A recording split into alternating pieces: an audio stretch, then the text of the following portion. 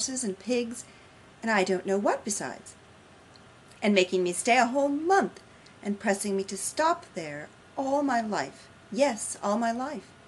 And so did his wife, and so did the children, and there were 4 of them, and one, the eldest girl of all, they had named her after me 8 good years before, they had indeed. I never was so happy in all my life, I never was.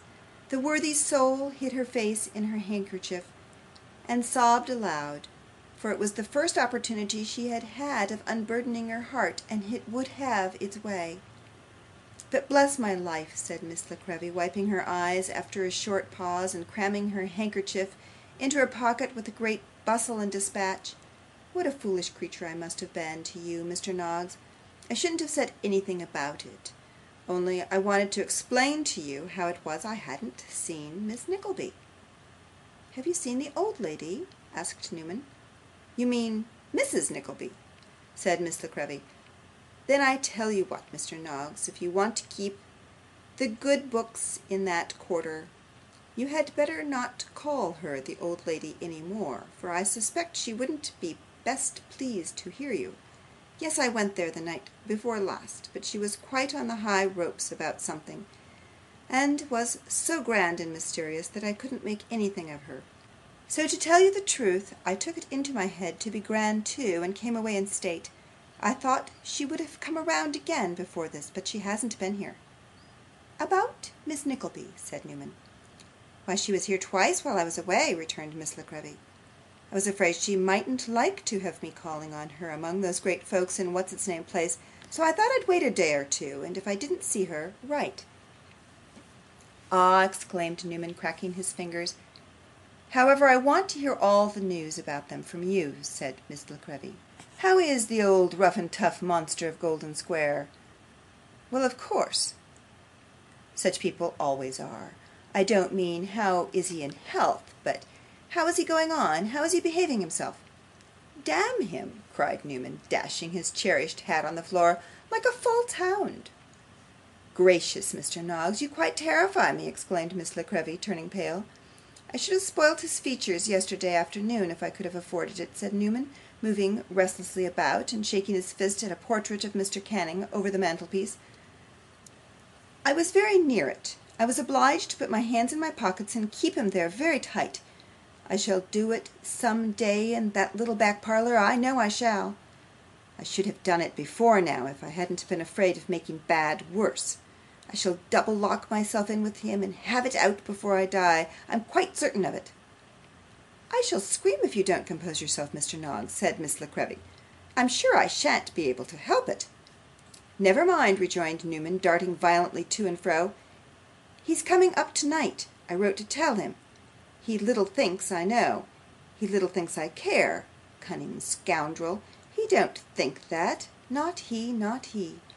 Never mind, I'll thwart him. I, Newman Noggs. Ho, ho, the rascal.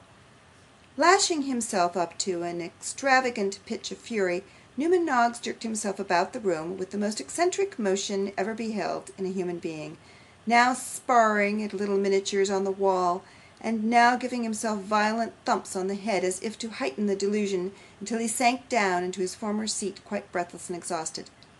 There, said Newman, picking up his hat, that's done me good. Now I'm better, and I'll tell you all about it. It took some little time to reassure Miss La Creevy, who had been almost frightened out of her senses by this remarkable demonstration, but that done, Newman faithfully related all that had passed in the interview between Kate and her uncle, prefacing his narrative with a statement of his previous suspicion on the subject, and his reasons for forming them, and concluding with a little communication of the step he had taken in secretly writing to Nicholas. Though little Miss La Creevy's indignation was not so singularly displayed as Newman's, it was scarcely inferior in violence and intensity. Indeed, if Ralph Nickleby had happened to make his appearance in the room at that moment, there is some doubt whether he would not have found Miss La Creevy a more dangerous opponent than even Newman Noggs himself. God forgive me for saying so, said Miss La Creevy, as a wind-up to all her expressions of anger, but I really feel as if I could stick this into him with pleasure. It was not a very awful weapon that Miss La Creevy held, it being in fact nothing more or less than a black lead pencil; but discovering her mistake, the little portrait painter exchanged it for a mother of pearl fruit knife, wherewith, in proof of her desperate thought, she made a lunge as she spoke, which would have scarcely disturbed the crumbs of half-quartern loaf. "She won't stop where she is after tonight," said Newman. "That's a comfort." "Stop!" cried Miss La Creevy. "She should have left there weeks ago." "If we had known this," rejoined Newman. "But we didn't. Nobody could properly interfere but her mother or brother. The mother's weak, the poor thing, weak. The dear young man will be here tonight." "Heart alive!" cried Miss La Creevy. "He will do something desperate, Mr. Noggs, if you tell him all at once." Newman left off rubbing his hands, and assuming a thoughtful look. "Depend upon it," said Miss La Creevy earnestly, "if you are not very careful in breaking out the truth to him, he will do something violent upon his uncle, or one of these men, that will bring some terrible calamity upon his own head, and grief and sorrow to us all." "I never thought of that," rejoined Newman, his countenance falling more and more. "I came to ask you to receive his sister, in case he brought her here, but—" "But this is a matter of much greater importance," interrupted Miss La Creevy, "that you might have been sure of before you came. But the end of this nobody can foresee, unless you are very guarded and careful." "What can I do?" cried Newman, scratching his head, and with an air of great vexation and perplexity. "If he was to talk of pistolling 'em all, I should be very obliged to say, certainly, serve 'em right."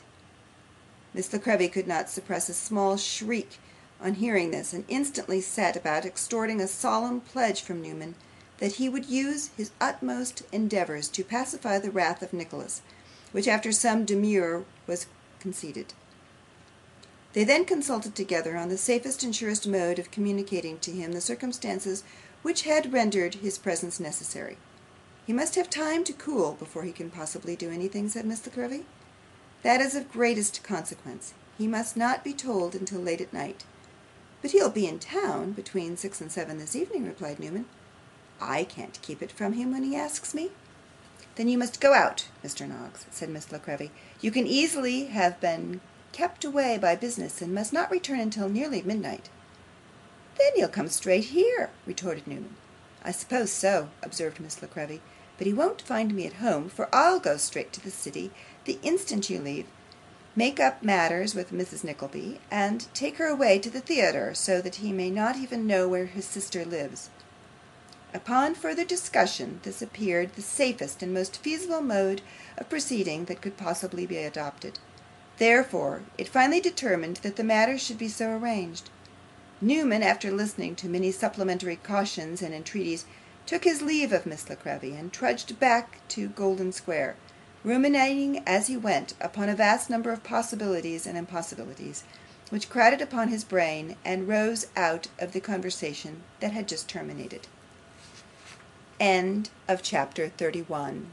Recorded by Patty Brugman.